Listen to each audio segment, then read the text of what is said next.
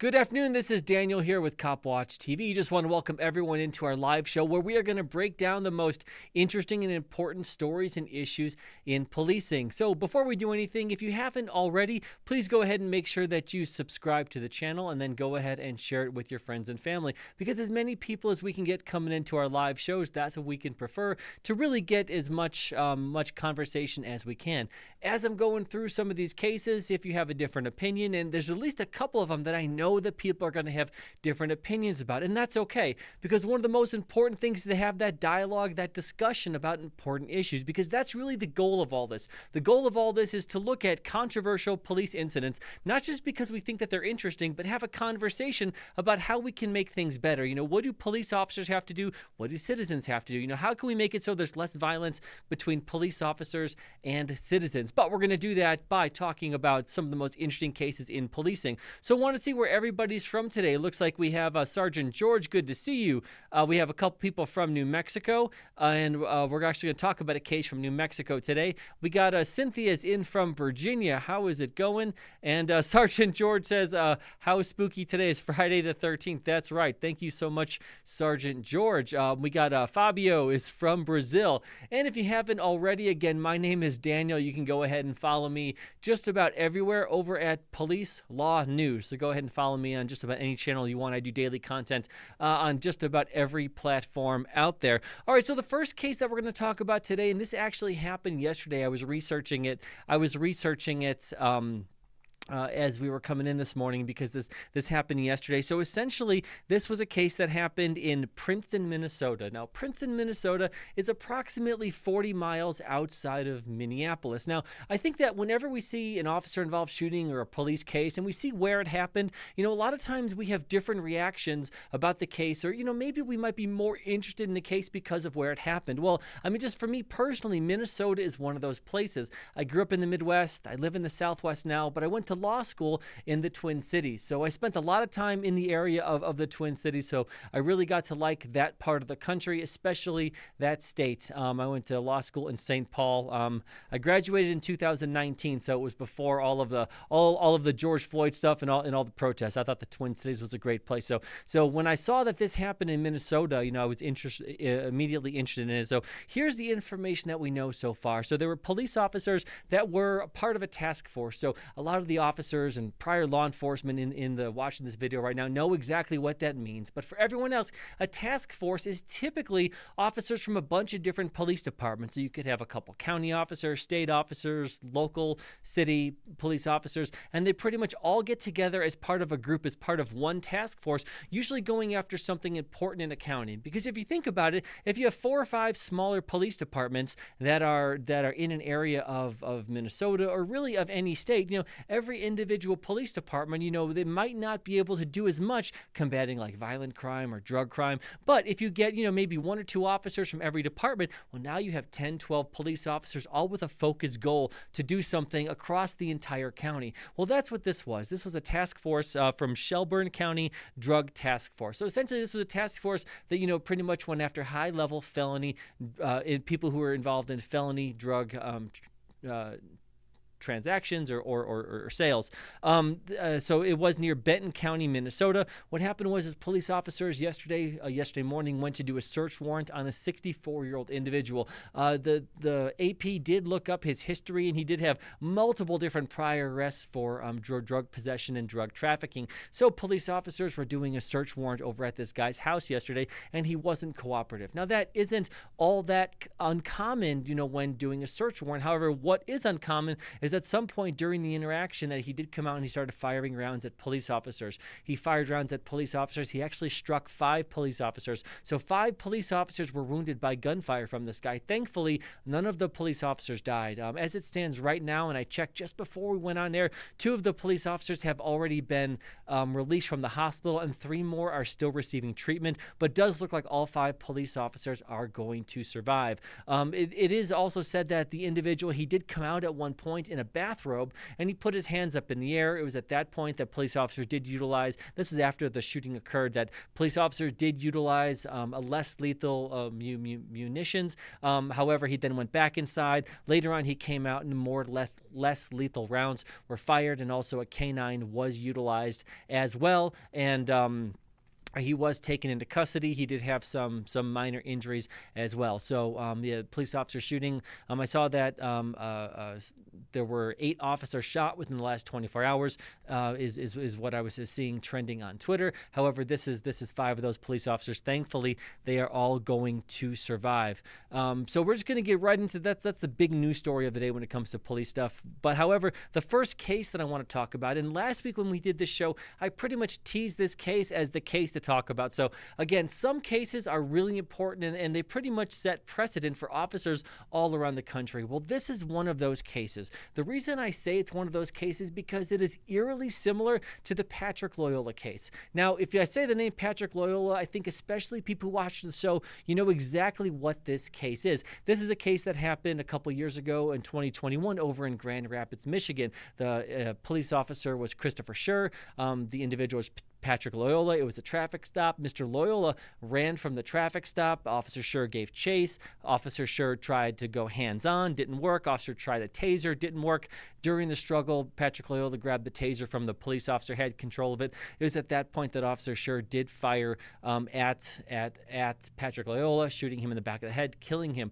Christopher Scher, that police officer, is actually still facing charges. It's also, some of these cases are related. Also, if you remember, there are a couple other cases. There was a case of Garrett Rolfe over in Atlanta, where essentially an individual took his taser and pointed at him. Officer Rolfe did shoot that individual, and he was initially charged. However, those charges were dropped. So I guess where I'm going with this, and this is going to relate to this new case that I'm going to tell you about, is that the case that I'm gonna tell you about here is that, you know, it's basically the same thing. And, you know, the overarching thing is you know, when someone is fighting with a police officer or resisting arrest, when that individual arms themselves with a weapon, you know, typically police officers and then courts and prosecutors and judges, they kind of have an idea of what police officers are supposed to do, you know, in order to combat that in a reasonable and legal way. If an individual has a pipe and they're standing 20 feet away, we pretty much know what police officers can do. If someone has a firearm, we pretty much know what police officers can do within the law. But for whatever reason, even though tasers have been around for over 20 years, for some reason there is still confusion over what can police officers do if an individual has a taser and that officer reasonably believes that taser is going to be used against them. So let's get into this case, and then let's maybe talk about this a little more in detail. So John Johnson says the officer murdered him, shot him in the back of the head. Yeah, we're going to get into that, John, and I think we're going to have different opinions on this, so definitely stick around and tell me why you think I'm right, or more likely with your comment, John, why you think I'm wrong. So here's what happened. So this case happened last August 2nd, 2022 in Las Cruces, New Mexico. Now, Las Cruces, New Mexico is a smaller town, probably about 50 to 70,000 people. It's in southern New Mexico, kind of on the border there, maybe 5 miles from the Mexico border. NMSU is a pretty large college that is in Las Cruces, New Mexico. That's probably the main thing that Las Cruces is known for, is having the university. New Mexico State University is there. So what happened is that there was an individual. His name is Patrick. His last name is Eze. When I saw it, to me it looked like his last name was Easy, but I think they're calling it Ezzy. So I'm just gonna call him Eze because I'm not exactly sure how to pronounce his name. But his name is Patrick. Presley. His first name is Presley. Presley Eze. So Mr. Eze is a nurse, a traveling nurse, and he was actually in Las Cruces to do some kind of a work as a traveling nurse.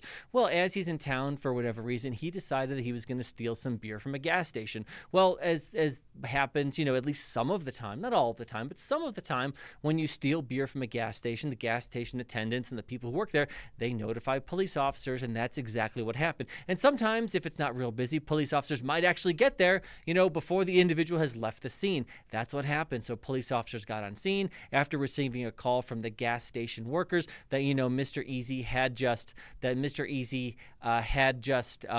stolen some alcohol. As they arrived on scene, police officers made contact with Mr. Easy, who was in a car in the parking lot. Now, as I do with all these cases, it is very important to me that police officers have a lawful objective before they make contact, not before they make contact, but before they detain anyone, and certainly before they use any force. And here's why. Okay, we all see these First Amendment auditor videos where, someone is filming on a sidewalk and police officers saying you have to leave and things like that. I am almost always going to be on the side of the First Amendment auditor, because police officers don't have a lawful objective. What a lawful objective is, that's what gives police officers the legal reason, the legality in order to detain someone. If police officers don't have a legal reason to detain you, if police officers don't have a legal reason to take your freedom away, and they do so anyway, even if it's by mistake, and then later on there's a use of force, I'm going to be real critical of that use of force, because officers never should have put themselves in that position in the first place. However, if there is a lawful objective, meaning that if police officers have reasonable suspicion, probable cause, community caretaker, there's some legal reason that we can all objectively look at and see, some legal reason why police officers are there detaining someone. And if at that point, if someone resists arrest or fights with police officers, the leeway that at least when I do my evaluations and breakdowns of these cases, when my evaluation is going to be much more lenient on the police officer, because they had that lawful objective. So in this case, again, Mr. Easy, he had shoplifted. Police officers were called. Officers get on scene. They try to detain Mr. Easy. So at this point, police officers do have a lawful objective. They do have reasonable suspicion that he had committed a crime. Basically, what that means is police officers are going to be in the right here, because they had reason to contact him. During that initial contact, Mr. Easy concealed his identity. So he gave police officers the wrong name. So I guess where I'm going with this is, it's not like police officers just walked up to him and immediately went hands-on and grabbed him and threw him on the ground. Not what happened. Because listen, if this is a shoplifting case of alcohol, you know what typically happens with that? And I've said this multiple times. What happens most of the time with shoplifting is that you get a ticket. If it's a misdemeanor shoplifting in New Mexico, California, almost any state you go to, if you shoplift and you get caught, the cops are going to contact you. They're going to take down your information. They're probably going to give you a ticket or a summons or a citation. They're going to give you a trespass notice, which basically says the business doesn't want you to come back here. All right. So that's typically what happens. So anytime anyone fights with police officers and it ends up not just with a use of force, but if a shoplifting was going to be a ticket and it ends in an arrest, I'm thinking this went sideways, and it's probably not the fault of the officer, because the officer's like, shit, I'm just going to give this guy a ticket and I'm going to be on my way in 10 minutes. But, if people fight with police officers, if they conceal identity, if they imagine attacking a police officer, fighting with a police officer over what is essentially a ticket. I mean, that's completely insane. It's completely nuts. So that's an education for the public that we have to do somehow. Just take your ticket. It's not that big of a deal. So here's what happened is that Mr. Easy, he concealed identity from the police officer. So again, police officer went on scene, didn't drag him out of the car, didn't order him out of the car, asked for his information because he was going to write him a ticket for shoplifting. It was at that point that, when the police officer realized that Mr. Easy that had given him false information, that the officer basically said, okay, you're going to be placed under arrest, because again, concealing identity is a crime, and now you have an individual who's not just shoplifting, but they're not telling you who you are. So that's a reasonable thing that most police officers do. When I was working on the street, that's exactly what I would do. I would not arrest someone for shoplifting. However, if they gave me a fake name, yeah, they're going to go in handcuffs until I figure it out, because there's probably a reason. Not only is it another crime to conceal identity, but now there's another reason why they're not telling me their name. It's probably not because they don't want a ticket. They probably have a warrant. So now we're into something a little more serious. So police officers go and they try to arrest Mr. Easy. Now again, the way they didn't just shoot him through the car window as he's sitting there. They didn't tase him as he's in the car. They told him to get out of the car. They told him he was detained. He refused to get out. So at that point, a police officer can use force in order to achieve a lawful objective. What did the police officer do? He went and he grabbed Mr. Easy's arm, and he was going to try to guide him out of the car. Again, this is literally the lowest level of force at this point. They didn't shoot him. They didn't tase him. They didn't use a baton. They didn't use mace or OC spray. They didn't stick a canine dog on him. Mr. Easy had his arm grabbed, and the officer was trying to escort him out of the vehicle. Mr. Easy resisted arrest. He fought with police officers.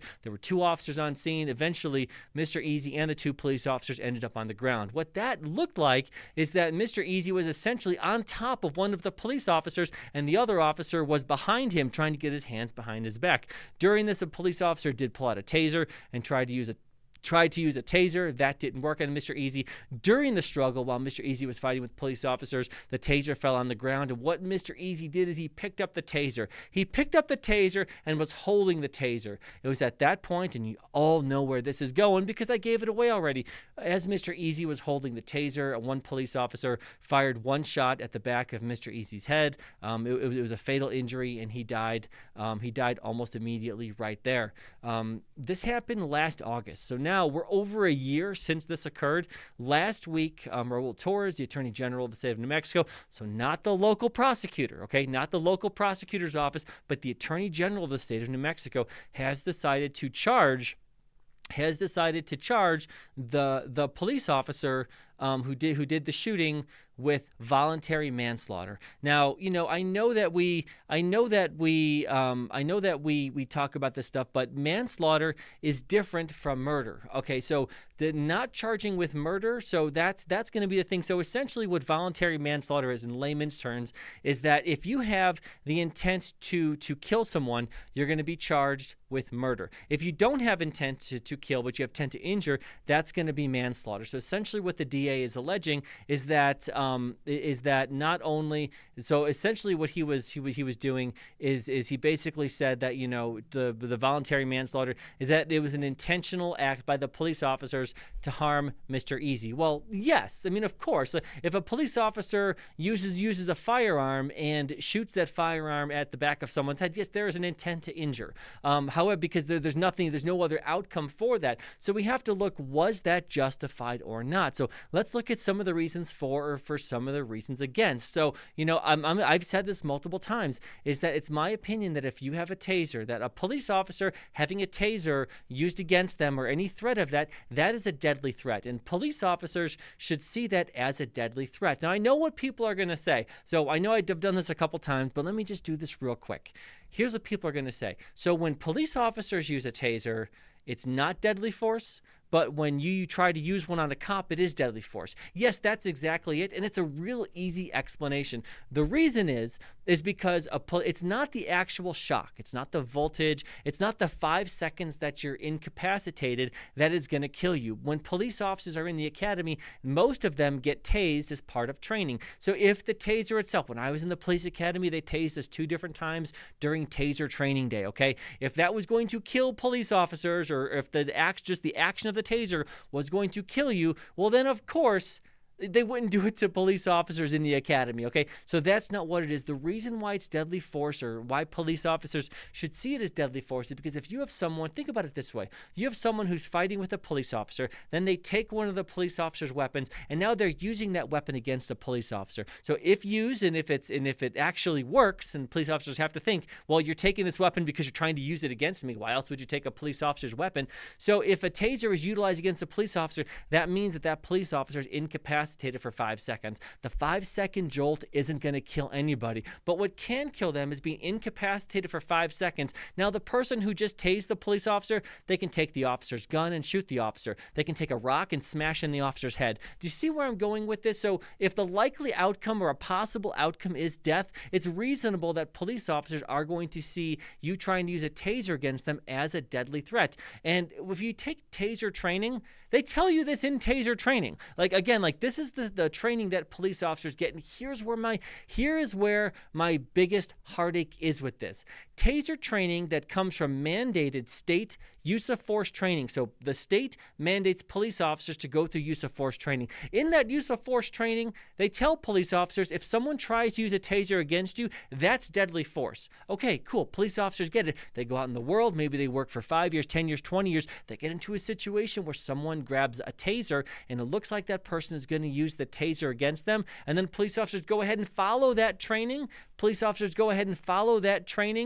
and follow that training and utilize deadly force. And now we have police officers being prosecuted. That's where my heartache is. So that's what I'm saying. It's kind of how we started this out, is that there was some confusion over this. So again, Garrett Rolfe in Atlanta, he had charges filed against him, and then the new DA dismissed the charges. Christopher Schur in Grand Rapids, Michigan, he's still facing charges for this. We have a police officer in New Mexico who it took a year, but he's facing charges for this now. What I'm saying is, and here's what DA Raul Torres said during his press conference. He specifically said a couple things. So if you watch the video, it's even reported in the news, which isn't really pro-police. That is actually I actually did a TikTok video on this earlier today. So go ahead on TikTok and Instagram and Facebook over at Police Law News. Go ahead and watch it, because even in the news, they slow down a video that was taken by a bystander, and they slow it down and they freeze frame it. And the guy on the news, who again, not pro-police, the guy on the news, he says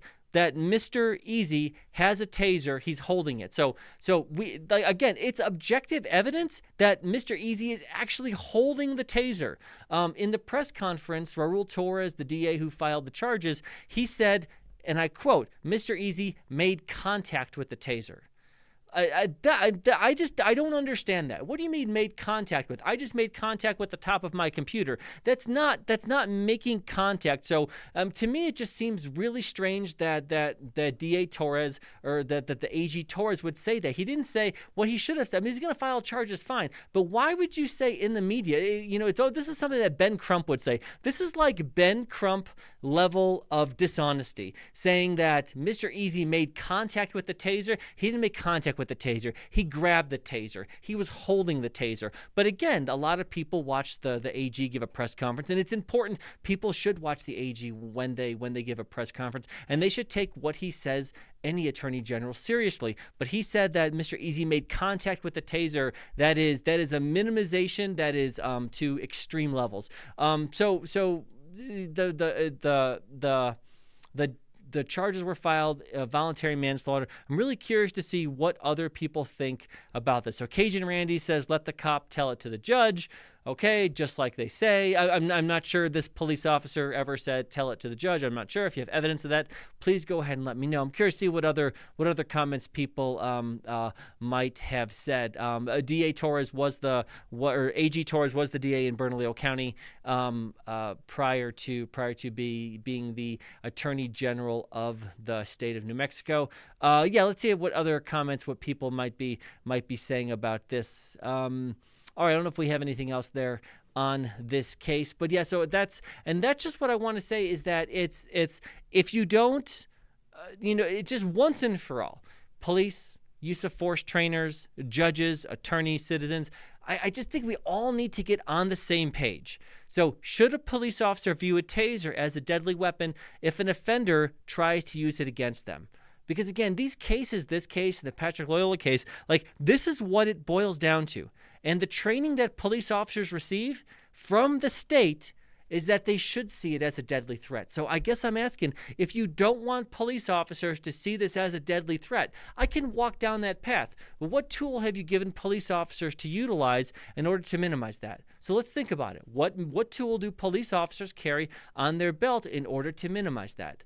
So police officers have a gun, a taser, a baton, an OC spray or mace. So if someone has a taser and they can incapacitate you, you can't use a baton. Police officers aren't baseball players. You're going to hit it out of their hand. You can't use mace. That doesn't make sense. They have your taser. So again, what other force option do police officers have in order to prevent this? It just doesn't. It doesn't make a whole lot of sense.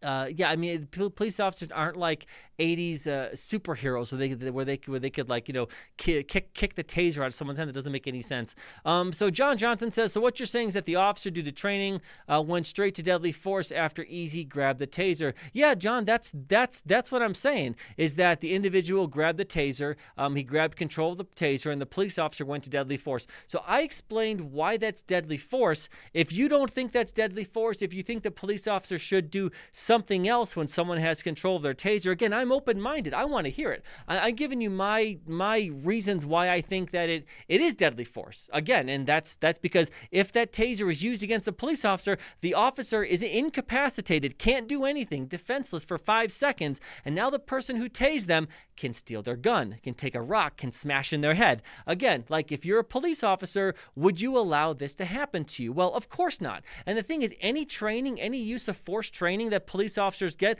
are going to tell them that you cannot allow this to happen to you. You have to avoid this by any means necessary. So again, what force option would you like police officers to do? And John Johnson, when I talk about criticism, is I'm good with people criticizing police officers. I do it all the time, but I think it has to be honest criticism.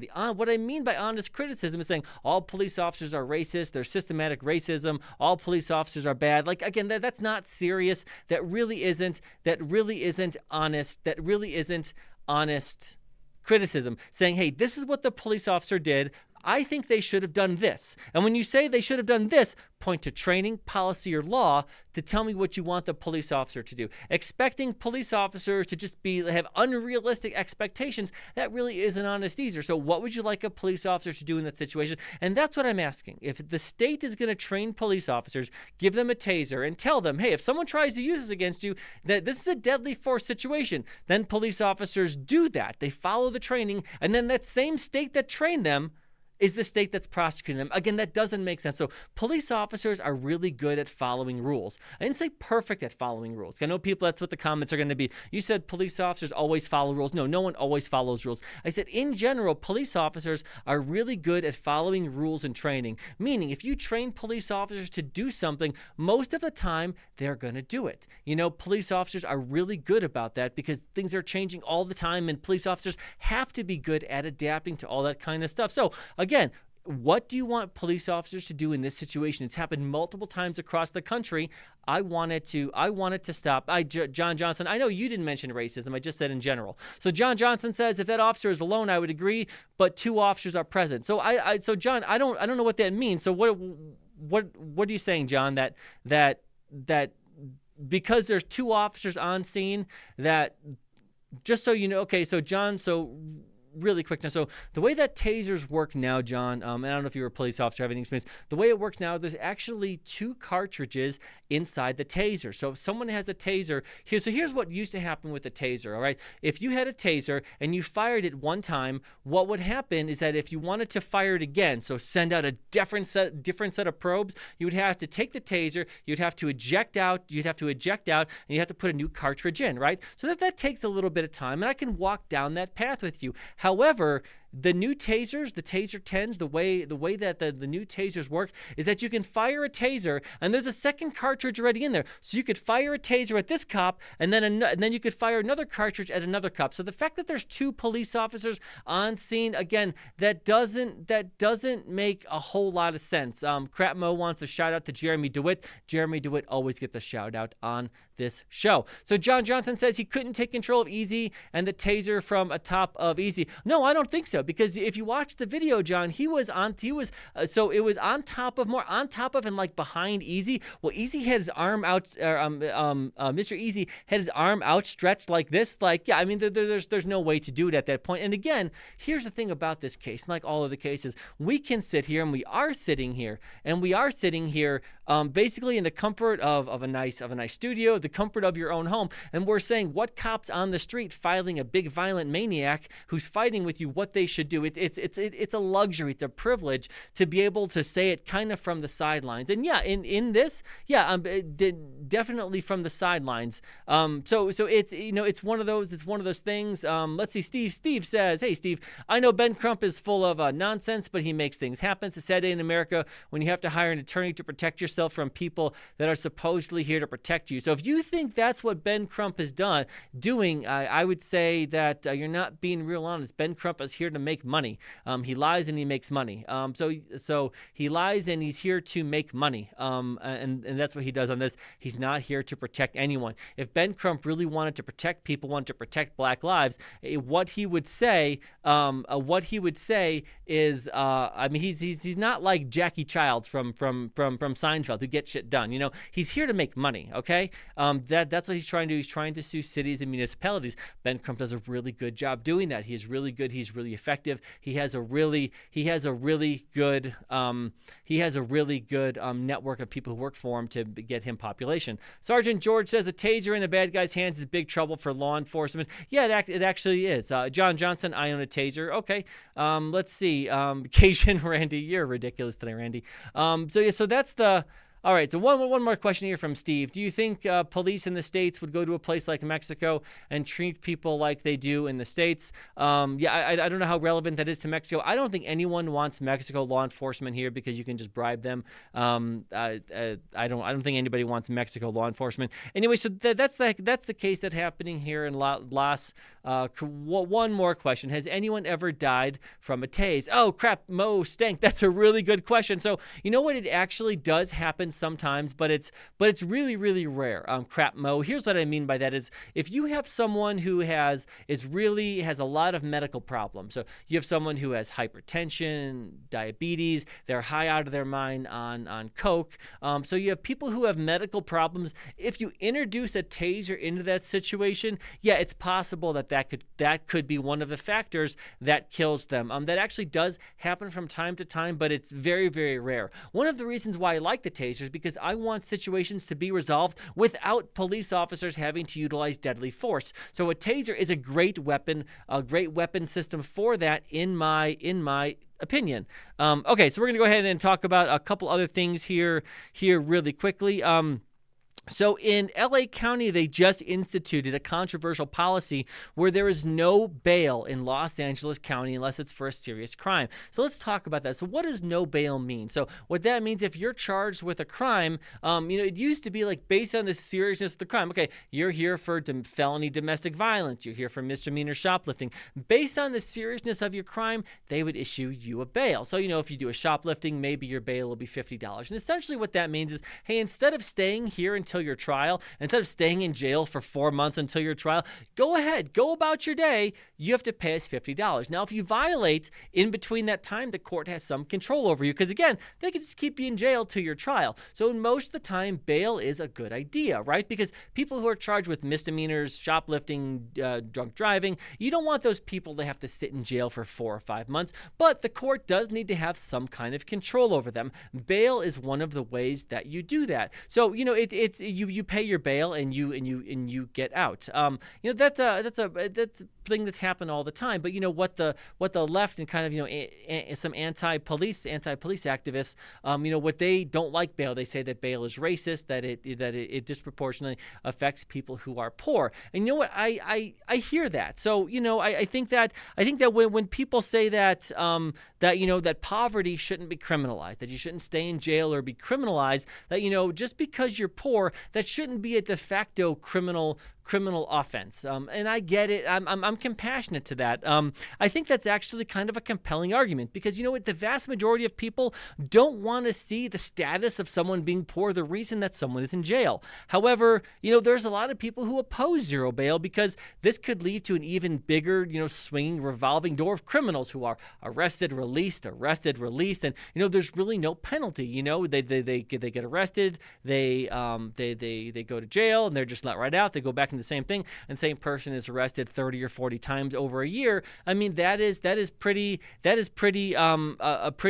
offensive to a lot of people. So it's not really about punishing poverty, but we want to keep people in jail if they're going to continue to reoffend, because we know that like this and other soft on crime policies have just made cities less safe and lowered the quality of life for everyone in the community. Again, we've all heard the stories about people arrested a dozen times in a year, and they don't really care because they're going to get arrested and they just get back out. So LA County has instituted a controversial no bail policy. So I'll be curious. I hope someone is tracking. Hopefully there's some smart data person who is tracking this somehow. Say, okay, all these people, they would have been issued a bail, but they weren't. So let's see how they do over the next year. Are they going to reoffend more? Are they going to reoffend less? Is it going to be the same? So I really think that when we create public policy, that we really should do it not just based on emotion. So saying bail only hurts poor people and it's nonsense. We should never do it. That's an emotional argument. The same thing from the other side, saying that